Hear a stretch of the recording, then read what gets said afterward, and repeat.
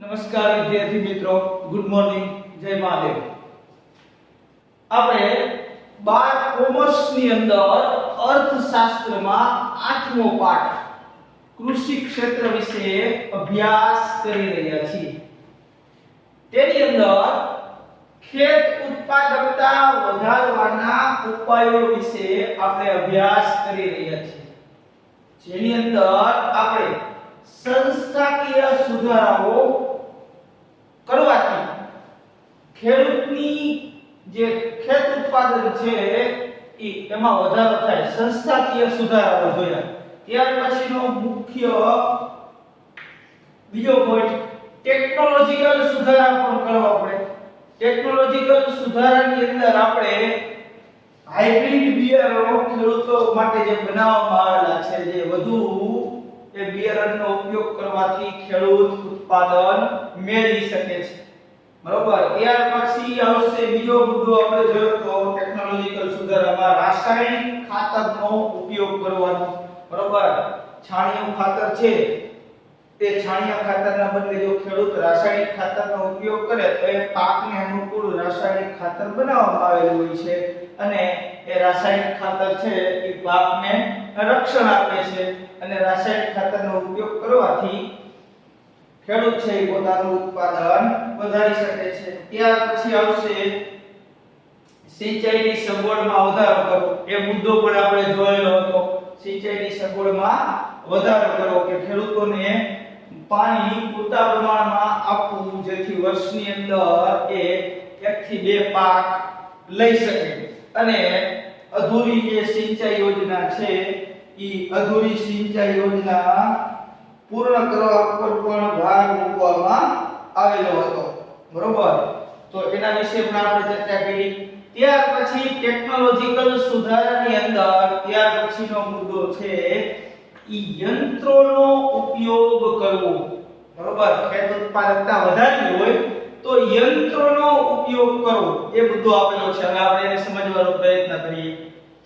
ભારતમાં કૃષિ ક્ષેત્રની નીચી ઉત્પાદકતા માટેનું એક પરંપરાગત સાધનો કે યંત્રો છે, બરોબર। ભારતની અંદર કૃષિ ક્ષેત્રની નીચી ઉત્પાદકતા માટેનું એક કારણ છે તો કે પરંપરાગત સાધનો દ્વારા ખેતી કરવી, તો કે બળદગાડું અને હળ દ્વારા જ ખેતી કરવી, જે આપણા એન્જિનિયરો અને ઓટોમોબાઈલ્સ કંપનીઓ જે છે એને વિકસાવેલા સાધનો દ્વારા આપણે ખેતી નથી કરતા, જેના કારણે પણ ખેત ઉત્પાદકતા નીચી જોવા મળે છે।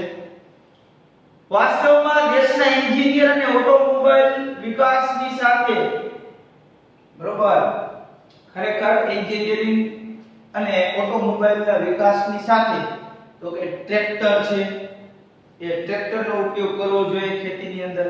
Trailer, thresher, electric pump set, જે આપણે દવાનો છંટકાવ કરીએ છીએ એની અંદર ઇલેક્ટ્રિક પંપ આવે છે તો ઇલેક્ટ્રિક પંપ વડે દવાનો છંટકાવ કરવો જોઈએ, જેથી કરી પાકની અંદર બધી જગ્યાએ દવા છે ઈ પૂરતા પ્રમાણમાં મળી રહે અને જંતુઓ છે એનો નાશ થાય। તો ઇલેક્ટ્રિક પંપ સેટનો ઉપયોગ કરવાનો। ઓઇલ એન્જિન, પાણીની તમને સગવડતા સરકાર દ્વારા પૂરી પાડવામાં આવે છે તો ઓઇલ એન્જિનનો ઉપયોગ કરી અને તમે તમારા ખેતર સુધી પાણી પહોંચાડી શકો છો। દવા છાંટવાના પંપ વગેરે આધુનિક યંત્રોની શોધ થઈ, બરોબર। આવા યંત્રોની મદદથી વર્ષમાં 1 થી વધુ પાક લેવાનું શક્ય બનતા ઉત્પાદકતા વધી છે। સ્વાભાવિક છે કે યંત્રોનો ઉપયોગ કરવાથી જૂની પુરાણી આપણી જે પરંપરાગત ખેતીની જે પદ્ધતિ હતી એની અંદર બદલાવ કરવો જોઈએ, જે દેશના એન્જિનિયરો અને ઓટોમોબાઈલ્સના વિકાસના કારણે ટ્રેક્ટર, બરોબર, થ્રેશર, ટ્રેલર, ઇલેક્ટ્રોનિક પંપ, બરોબર, ત્યાર પછી ઓઇલ એન્જિન, દવા છાંટવાનો જે પંપ છે આ બધાની શોધ થઈ, જેના કારણે ખેતીની અંદર આધુનિક ટેકનોલોજીના યંત્રોનો ઉપયોગ કરવાથી ઉત્પાદકતા વધારી શકાય છે અને એક વર્ષની અંદર 1 થી વધારે પાક ઉત્પાદન કરી શકીએ છીએ, જેથી ઉત્પાદકતા વધુ જોવા મળશે। ત્યાર પછીનું છે જંતુનાશક દવાનો ઉપયોગ કરવો. તૈયાર પાકને વિવિધ રોગ અને જંતુનો ભય વધુ પ્રમાણમાં હોય. બરોબર, આપણે ખેડૂતે પાક વાવણી કરી દીધી. વાવણી કર્યા પછી નિંદણ કર્યું, એટલે કે ખડની આજુબાજુમાંથી ઉગી ગયું હતું, એ કાઢી નાખ્યું. ત્યાર પછી પાક છે એ ધીમે ધીમે તૈયાર થવાની તૈયારીમાં આવી જાય છે, એટલે કે પાક છે એ તૈયાર થવા લાગે છે. ત્યારે જંતુનો ભય વધુ હોય કે પાકની અંદર જંતુ છે એ પાકને નુકસાન કરે. પાક તૈયાર થઈ જાય એટલે તો જંતુનો ભય વધુ હોય. તો આ જંતુના ભયને દૂર કરવા શું કરવું જોઈએ? તો કે પાકને થતા જુદા જુદા રોગો સામે રક્ષણ મેળવવા તેમજ વિવિધ જંતુઓથી થતા પાકને નુકસાનને રોકવા વૈજ્ઞાનિક પદ્ધતિએ જંતુનાશકોનો કારગર ઉપાય શોધવામાં આવે છે. બરોબર, પાકની અંદર અલગ અલગ પ્રકારના રોગ થાય છે, જે જંતુઓ છે એ પાકને નુકસાન કરે છે. તો વૈજ્ઞાનિક પદ્ધતિએ જંતુનાશક દવાઓ શોધવામાં આવી છે અને એ આવા જંતુ ઉપર જેને કહેવાય ને કે સફળતાપૂર્વક તમે ઉપયોગ કરી અને પાકને થતા નુકસાનીમાંથી બચાવી શકો છો. જેનો સવિશેષ ઉપયોગ કરી થતા નુકસાનને અટકાવી પાકની ઊંચી ઉત્પાદકતા મેળવી શકાય છે. એટલે કે આવા જંતુઓ છે જે તૈયાર થયેલા પાકને નુકસાન કરે છે, એ તૈયાર થયેલા પાકને નુકસાન જંતુ ન કરે એ માટે જંતુનાશક દવાનો ઉપયોગ કરવો જોઈએ. જંતુનાશક દવાનો ઉપયોગ કરવાથી પાકને જે નુકસાન થતું હશે એ જંતુઓ નાશ પામશે, જેના કારણે પણ ખેત ઉત્પાદકતા છે એ ઊંચી મેળવી શકાય છે.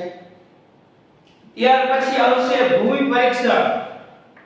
બરોબર, જમીનનું પરીક્ષણ કરવું.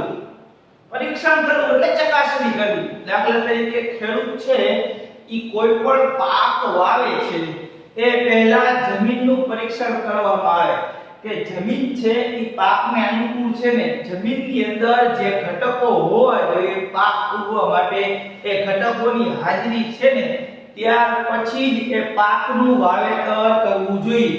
અન્યથા પાક નિષ્ફળ જવાની શક્યતા પણ રહેલી છે.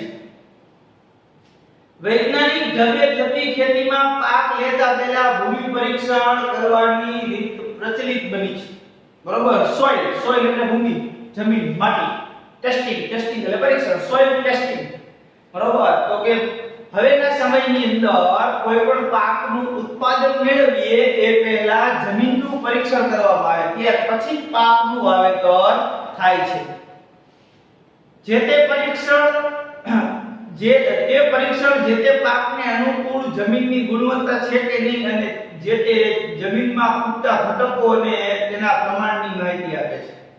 બરોબર, જમીન પરીક્ષણ દ્વારા તો કે તમે જે પાક વાવેતર કરવાના છો એ પાક વાવેતર જે થવાનો છે એને અનુકૂળ જમીનમાં ઘટકો છે કે નહીં, એની હાજરી છે કે નહીં અને કયા ઘટકો છે એની ઉણપ જોવા મળે છે, એટલે કે કયા ઘટકોની હાજરી નથી, એનું પરીક્ષણ છે એ તમે જમીન પરીક્ષણ દ્વારા કરી શકો છો. જેથી પાક લેતા અગાઉ જમીનની ખાસ પ્રકારની ઉણપને દૂર કરી શકાય અને આમ જે તે પાક માટે જમીનને અનુકૂળ કરી દેવાય છે. બરોબર, જે પાક ઉત્પાદન થવાનું છે એને અનુકૂળ ઘટકોની જો હાજરી હોય તો પાકનું વાવેતર કરવામાં આવે છે અને જે ઘટકોની ગેરહાજરી હશે તો જે પાકની ગેરહાજરી હશે જે ઘટકોની ગેરહાજરી હશે એ ગેરહાજરી છે એ ભૂમિ પરીક્ષણ દ્વારા દૂર કરી અને પાકને અનુકૂળ જમીન બનાવવામાં આવે છે, જેથી કરી એ જમીન છે એ પાકને અનુકૂળ થઈ જવાથી પછી વાવેતર કરવામાં આવે અને ઉત્પાદન કરવામાં આવે તો ઉત્પાદકતા છે એની અંદર વધારો થાય છે. આ ઉપરાંત જે તે જમીન કયા પાકને અનુકૂળ છે તે પણ જાણી શકાય. બરોબર, જમીન પરીક્ષણની અંદર તો કે તમે જે પાકનું વાવેતર કરવાના છો એ પાકના વાવેતર માટે ઘટકોની હાજરી છે કે નહીં એ જાણી શકાય.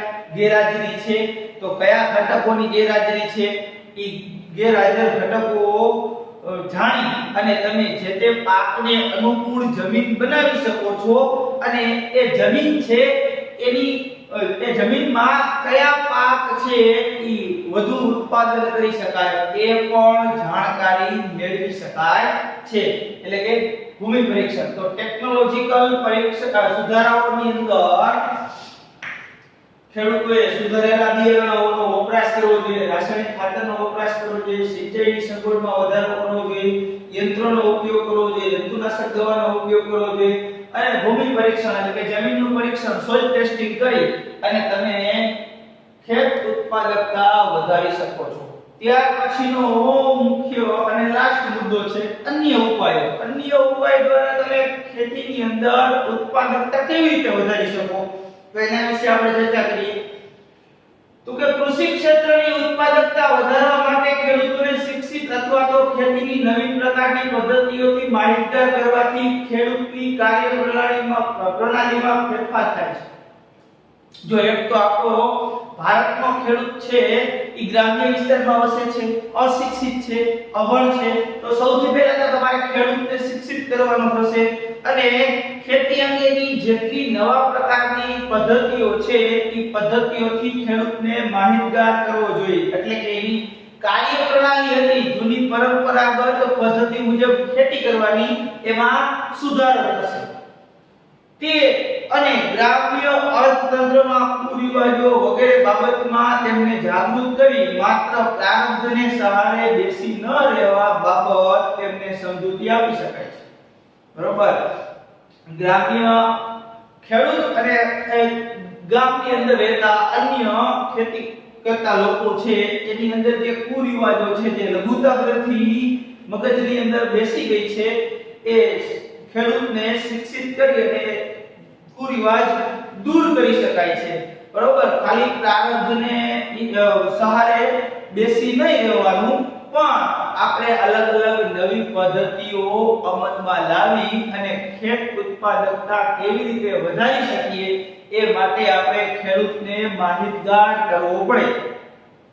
કૃષિ મેળા જેવા તમામ નવીન ઉપાયો ખેત ઉત્પાદકતા વધારવામાં ઉપયોગી સાબિત થાય છે. બરોબર. કૃષિ મેળો ગોઠવવામાં આવે છે જેની અંદર અલગ અલગ આજુબાજુના વિસ્તારમાંથી ખેડૂતો છે એકઠા થાય છે અને એ કૃષિ મેળાની અંદર નવી કઈ રીતે ખેતી કરવાથી નવી નવી પદ્ધતિઓ વિશેની ખેડૂતોને જાણકારી આપવામાં આવે છે અને એ જાણકારી છે એ ખેડૂત મેળવી અને નવી પદ્ધતિનો ખેતીની અંદર ઉપયોગ કરે છે જેના કારણે ખેડૂતની ખેત ઉત્પાદકતામાં વધારો થાય છે અને જૂની પુરાણી જે પરંપરાગત પદ્ધતિ મુજબ ખેડૂત ખેતી કરતો હતો તે દૂર થશે અને સરવાળે તમે આવા કૃષિ મેળા ગોઠવી ખેડૂતને શિક્ષિત કરી અને તમે ખેડૂતની ખેત ઉત્પાદકતામાં વધારો કરી શકાય છે. આ ઉપરાંત ખેડૂતોને ખેતી સંલગ્ન પ્રવૃત્તિ જેવી કે એટલે કે ખેતીને સાથે સંકળાયેલી અન્ય પ્રવૃત્તિ તો કે પશુપાલન, મરઘા બતકાઉ છે, ફૂડ પ્રોસેસિંગના કાર્યો, જંગલ જેવા સંશોધનનો વ્યાપક ઉપયોગથી ખેતી ક્ષેત્ર પરનું ભારણ ઘટે છે. બરોબર. કૃષિ સાથે સંકળાયેલી અન્ય પ્રવૃત્તિ છે પશુપાલન, મરઘા બતકાઉ છે, ફૂડ પ્રોસેસિંગ કાર્ય, જંગલ જેવા સંશોધનોના વ્યાપક ઉપયોગથી કૃષિ ક્ષેત્ર પર જે લોકો રોજગારી મેળવે છે બરોબર એ રોજગારીનું જે ભારણ છે એની અંદર ઘટાડો કરી શકાય છે જે ઉત્પાદકતા વધારવામાં ઉપયોગી છે. બરોબર. જે ઉત્પાદકતા વધારવામાં ઉપયોગી છે એ કૃષિ ક્ષેત્રની અંદર 10 લોકો છે એ દાખલા તરીકે રોજગારી મેળવે છે પરંતુ કૃષિ સાથે અન્ય પ્રવૃત્તિમાં 3 લોકો જતા રહેશે તો કૃષિ ક્ષેત્રની અંદરથી રોજગારી મેળવતા લોકોનું પ્રમાણ કેટલું થઈ જશે તો કે 7 થઈ જશે.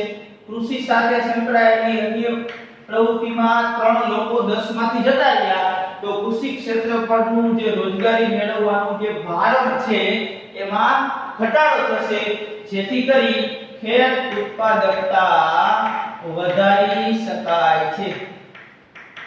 ખેત ઉત્પાદકતામાં વધારો શકાય છે।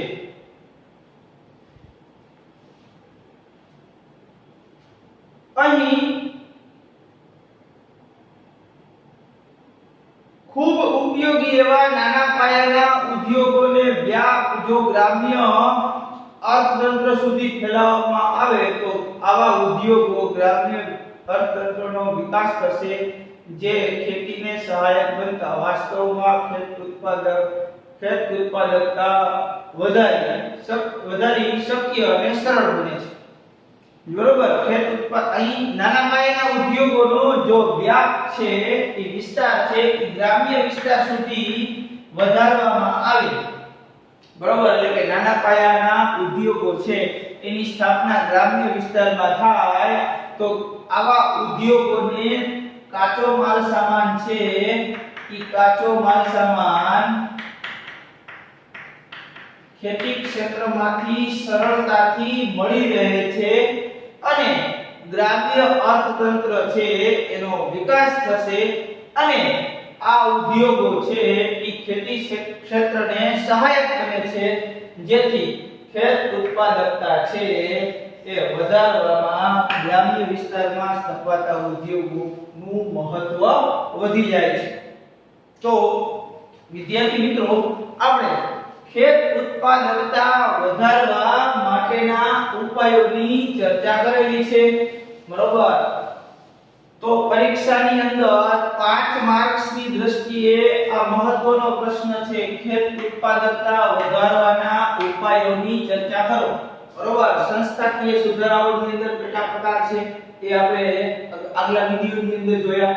ટેકનોલોજીકલ સુધારાઓ, હવે ઘણી વખત એવું બનશે કે 5 માર્ક્સની અંદર પૂછાશે તો ખેત ઉત્પાદકતા વધારવાના ઉપાયોની વિગતવાર સમજૂતી આપો, આ રીતે પ્રશ્ન પૂછાય। 3 માર્કમાં ટૂંકનોંધ સ્વરૂપે પ્રશ્ન પૂછે તો તમને એવું પૂછી શકે કે ખેત ઉત્પાદકતા વધારવાના ઉપાયમાં ટેકનોલોજીકલ સુધારામાં કોઈ પણ 3 સુધારાની ચર્ચા કરો।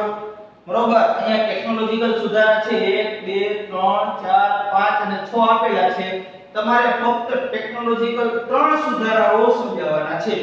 આ રીતે 3 માર્ક્સની અંદર પણ પૂછાઈ શકે। સંસ્થાકીય સુધારાઓ કોઈ પણ 3 ની સમજૂતી આપો, એ રીતે પણ પૂછાઈ શકે।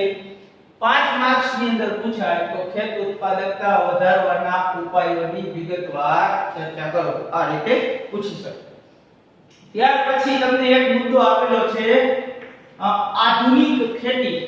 બરોબર, આધુનિક ખેતી, મોડર્ન એગ્રીકલ્ચર, એ રીતનો એક તમને મુદ્દો આપેલો છે, તો એના વિશે આપણે સમજૂતી મેળવીએ। ભારતની પરંપરાગત ખેતી સેન્દ્રિય ખાતર, બિયારણ, સાદા હળ, બળદ અને ખેતીની પ્રાથમિક સાધનોના ઉપયોગ દ્વારા કરવામાં આવતી। ભારતની અંદર પરંપરાગત પદ્ધતિ મુજબ ખેતી થતી। બરોબર, હળ અને બળદગાડા દ્વારા, સેન્દ્રિય ખાતર એટલે છાણિયું ખાતર અને જે પ્રાથમિક સાધનો હતા, પ્રાથમિક સાધનો ખેડૂતો પાસે જે સાધનો છે એના દ્વારા ખેતી થતી। આધુનિક સાધનો ખેડૂતો પાસે ન હતા, એટલા માટે પરંપરાગત પદ્ધતિ મુજબ ખેડૂત ખેતી કરતો। આ સાધનો ખૂબ ઓછી ઉત્પાદકતા આપતા। જે સાધનો હતા એ સાધનો છે ઓછી ઉત્પાદકતા આપતા, એટલે કે જે સાધનો દ્વારા ખેતી થતી એના દ્વારા જોઈએ એટલું ઉત્પાદન થતું નહીં, તેથી તેઓના ઉપયોગ દ્વારા આખા દેશની ખેતીજન્ય જરૂરિયાતો સંતોષવી શક્ય ન હતી। આખા દેશની અંદર અનાજની જે માંગ છે, આખા દેશની અંદર દરેક પરિવારને જેટલું અનાજ જોઈએ છે એ અનાજની માંગ છે એ પૂર્ણ થઈ શકતી નહીં। 1966 થી ભારતમાં આધુનિક ખેતીનો જન્મ થયો। 1966 થી ભારતની અંદર આધુનિક ખેતીનો જન્મ થયો। આધુનિક ખેતીમાં આધુનિક ટેકનોલોજી, બરોબર, આધુનિક ખેતીમાં તો કે આધુનિક ટેકનોલોજી, હાઇબ્રિડ બિયારણ અહીંયા આપણે જોયું ટેકનોલોજીકલ સુધારામાં ત્યાં પણ હાઇબ્રિડ બિયારણનો ઉપયોગ કરવો જોઈએ એટલે કે હાઇબ્રિડ બિયારણનો ઉપયોગ થવા લાગ્યો આધુનિક ખેતી 1966 ના શરૂઆત થઈ ત્યારે રાસાયણિક ખાતરનો ઉપયોગ થવા લાગ્યો જંતુનાશક દવાનો ઉપયોગ થવા લાગ્યો ખેતી માટેના નવા યંત્રો આવ્યા જેની આપણે અગાઉ વાત કરેલી હતી યંત્રોનો ઉપયોગમાં સિંચાઈ પદ્ધતિઓ વગેરેનો ઉપયોગ થયો જેના કારણે ઉત્પાદનમાં અભૂતપૂર્વ બરોબર પુષ્કળ પ્રમાણમાં વધારો થયો બરોબર રાસાયણિક ખાતરનો ઉપયોગ થયો આધુનિક ટેકનોલોજી વાળા સાધનોનો ખેતીમાં ઉપયોગ થવા લાગ્યો તો ઉત્પાદકતાની અંદર અભૂતપૂર્વ વધારો થયો જેને એક પ્રકારની ક્રાંતિ ગણવામાં આવે છે રિવોલ્યુશન એટલે કે ફેરફાર ગણવામાં આવે છે આ ક્રાંતિ ખેતી ક્ષેત્રમાં થયેલી હોવાથી હરિયાળી ક્રાંતિના નામે ઓળખાય છે બરોબર આ ક્રાંતિ ક્યાં થઈ તો કે ખેતી ક્ષેત્રમાં થઈ એટલા માટે તેને હરિયાળી ક્રાંતિ તરીકે ઓળખવામાં આવે છે બરોબર ખેતીની અંદર તો કે ખેડૂત છે એ પરંપરાગત ખેતી કરતો તેની પાસે મર્યાદિત સાધનો હતા બરોબર મર્યાદિત સાધનો હતા છાણિયા ખાતરનો ઉપયોગ કરતો બળદગાડાનો ઉપયોગ કરતો હળનો ઉપયોગ કરતો તો પૂરતા પ્રમાણમાં જોઈએ એટલું ઉત્પાદન થતું નહીં એટલે કે ઉત્પાદકતામાં વધારો થતો નહીં પરંતુ યંત્રોનો ઉપયોગ થયો જંતુનાશક દવાની શોધ થઈ હાઇબ્રિડ બિયારણો શોધાણા આધુનિક ટેકનોલોજી વાળા સાધનોનો ઉપયોગ થવા લાગ્યો ખેતીમાં જેના કારણે ખેત ઉત્પાદકતામાં અભૂતપૂર્વ વધારો થયો અને આ અભૂતપૂર્વ વધારાના કારણે ખેતી ક્ષેત્રની અંદર જે ક્રાંતિ આવી એને હરિયાળી ક્રાંતિ તરીકે ઓળખવામાં આવે છે પરીક્ષાની અંદર 2 માર્ક્સમાં પ્રશ્ન પૂછે છે હરિયાળી ક્રાંતિ એટલે શું ત્યાર પછી આવશે આધુનિક ખેતીની અંદર તમને એક પોઈન્ટ આપેલો છે હરિયાળી ક્રાંતિ ગ્રીન રિવોલ્યુશન વર્ષ 1960-61 માં ખેતી ક્ષેત્રની નવી ટેકનોલોજીનો ઉપયોગ માત્ર ભારતના 7 જિલ્લાઓમાં પાયલોટ પ્રોજેક્ટ સ્વરૂપે કરવામાં આવ્યો બરોબર ખેતી ક્ષેત્રની અંદર 1960-61 માં 1960-61 ની અંદર નવી ટેકનોલોજી આવી અને પાયલોટ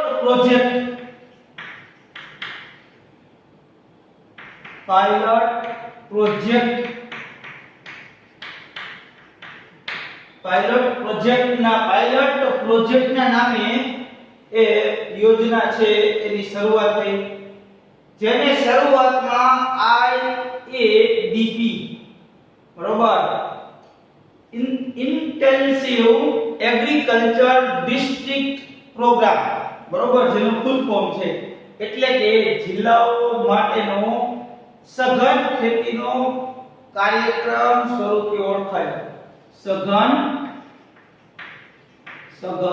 ખેતીનો કાર્યક્રમ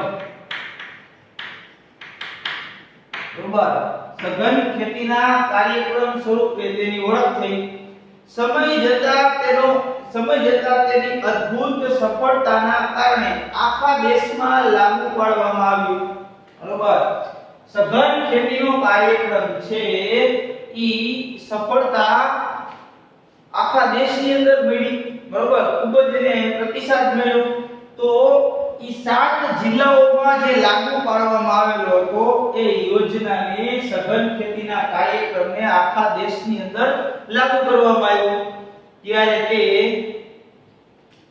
HYVP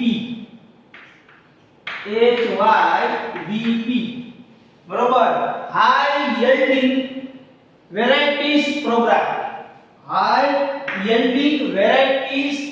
પ્રોગ્રામ એટલે કે ઊંચી ઉત્પાદકતા આપતી જાતોનો કાર્યક્રમ ઊંચી ઉત્પાદકતા આપતી જાતોનો કાર્યક્રમ ના નામે ઓળખાયો. જ્યારે 1960-61 ની અંદર પાયલટ પ્રોજેક્ટ આવ્યો જેને માત્ર 7 જિલ્લામાં લાગુ કરવામાં આવેલો હતો, જેને સઘન ખેતીના કાર્યક્રમ તરીકે ઓળખવામાં આવ્યો. એ સઘન ખેતીનો કાર્યક્રમ છે એ આખા દેશની અંદર સફળતાપૂર્વક એનો ઉપયોગ થવા લાગ્યો. પછી જે સઘન ખેતીનો કાર્યક્રમ છે એને માત્ર 7 જિલ્લાઓ નહીં પણ આખા દેશની અંદર લાગુ પાડવામાં આવ્યો. તો તેને ઉત્પાદકતા આપતી જાતોનો કાર્યક્રમ તરીકે ઓળખવામાં આવ્યો, જેને હરિયાળી ક્રાંતિના નામે પણ ઓળખવામાં આવે છે. બરોબર. ઊંચી ઉત્પાદકતા આપતી જાતોનો કાર્યક્રમ છે જે આખા દેશમાં લાગુ પાડવામાં આવ્યો એને હરિયાળી ક્રાંતિના નામે પણ ઓળખવામાં આવે છે. આ ઉપરાંત તેને આધુનિક ખેત ટેકનોલોજીનો કાર્યક્રમ, બરોબર, એ ઉપરાંત તમે આધુનિક ખેત ટેકનોલોજીનો કાર્યક્રમ અથવા બિયારણ, ખાતર અને પાણીના ટેકનોલોજીનો કાર્યક્રમ તરીકે પણ ઓળખી શકો છો. તો આ એના અન્ય નામ છે. તો વિદ્યાર્થી મિત્રો, હવે પછીનું જે છે પોઈન્ટ્સ તમને આપેલા છે પાકની ફેરબદલી, પાક સંરક્ષણ અને કૃષિ સંશોધન, જે તમારા 70% અભ્યાસક્રમમાં સમાવેશ કરેલ નથી. બરોબર, એનો અભ્યાસ અહીંયા આપણે કરવાનો નથી. કયા કયા મુદ્દા? તો કે પાકની ફેરબદલી, પાક સંરક્ષણ અને કૃષિ સંશોધન, જે તમારા અભ્યાસક્રમની અંદર નથી. તો આ પાઠની અંદર કૃષિ ક્ષેત્રની અંદર આપણે મુખ્ય 3 બાબતો છે એનો અભ્યાસ કર્યો. ભારતમાં કૃષિ ક્ષેત્રની વર્તમાન સ્થિતિ અથવા ભારતમાં કૃષિ ક્ષેત્રનું મહત્વ, બરોબર, જે પ્રશ્ન સ્વરૂપે આવી શકે. નીચી ખેત ઉત્પાદકતાના કારણો અને ખેત ઉત્પાદકતા વધારવાના ઉપાયો, બરોબર, જે તમને અલગ અલગ પ્રશ્ન સ્વરૂપે પૂછી શકે છે. નાના પ્રશ્નોની શરૂઆત કરી તો તમને એવું પૂછી શકે રોકડિયા પાકના નામ જણાવો. બીજી પંચવર્ષીય યોજના છે એ કયા વર્ષમાં લાગુ કરવામાં આવી? બરોબર. આપણો ભારત દેશ આઝાદ થયો ત્યારે ખેતી ક્ષેત્ર પર ખેતી ક્ષેત્ર પર આધારિત રોજગાર મેળવતા લોકોની ટકાવારી કેટલી હતી? બરોબર, કેટલા ટકા છે એ ખેતીમાંથી રોજગારી મેળવતા હતા? આવા બધા પ્રશ્નો તમને 1 માર્ક્સની અંદર પૂછાઈ શકે. પાક ફેરબદલી એટલે શું? હરિયાળી ક્રાંતિ એટલે શું? કૃષિ સંશોધન એટલે શું? પછી મેં તમને કીધું એમ એ 2 માર્ક્સની અંદર પૂછાશે. 3 માર્ક્સમાં પૂછવું હોય તો પૂછી શકાય ખેત ઉત્પાદકતા વધારવાના ઉપાયોમાં સંસ્થાકીય સુધારાઓ કોઈ પણ 3 સમજાવો. ટેકનોલોજીકલ સુધારા છે કોઈ પણ 3 સમજાવો. આ રીતે તમને 3 માર્ક્સમાં પૂછી શકે છે. 5 માર્ક્સની અંદર પ્રશ્ન પૂછાય તો ભારતમાં કૃષિ ક્ષેત્રની વર્તમાન સ્થિતિની સમીક્ષા કરો અથવા ચર્ચા કરો, અથવા ભારતમાં કૃષિ ક્ષેત્રનું મહત્વ સમજાવો. એ રીતે 5 માર્ક્સમાં પૂછી શકે. તો તમારે બધું વિગતવાર સમજૂતી આપવાની રહેશે. નીચી ખેત ઉત્પાદકતાના કારણોની વિગતવાર સમજૂતી કરો. તો એની અંદર પણ તમારે વિગતવાર સમજૂતી આપવાની. સંસ્થાકીય અડચણો, બરોબર, ત્યાર પછી ટેકનોલોજીકલ જે કઈ અગવડતા હતી એના વિશે અને અન્ય મુશ્કેલીઓ છે એ તમારે સમજાવવાની. ખેત ઉત્પાદકતા વધારવાના ઉપાયોમાં તો કે સંસ્થાકીય સુધારાઓ, ટેકનોલોજીકલ સુધારા અને અન્ય ઉપાયો, એની તમારે વિગતવાર સમજૂતી આપવાની રહેશે. તો વિદ્યાર્થી મિત્રો, આપણે અહીંયા પાઠની પૂર્ણાહુતિ એટલે કે પૂર્ણ કરીએ છીએ. હવે પછી આપણે નવા ચેપ્ટર એટલે કે નવા પાઠ સાથે નવા પાઠનું આપણે અધ્યયન કરશું. Thank you.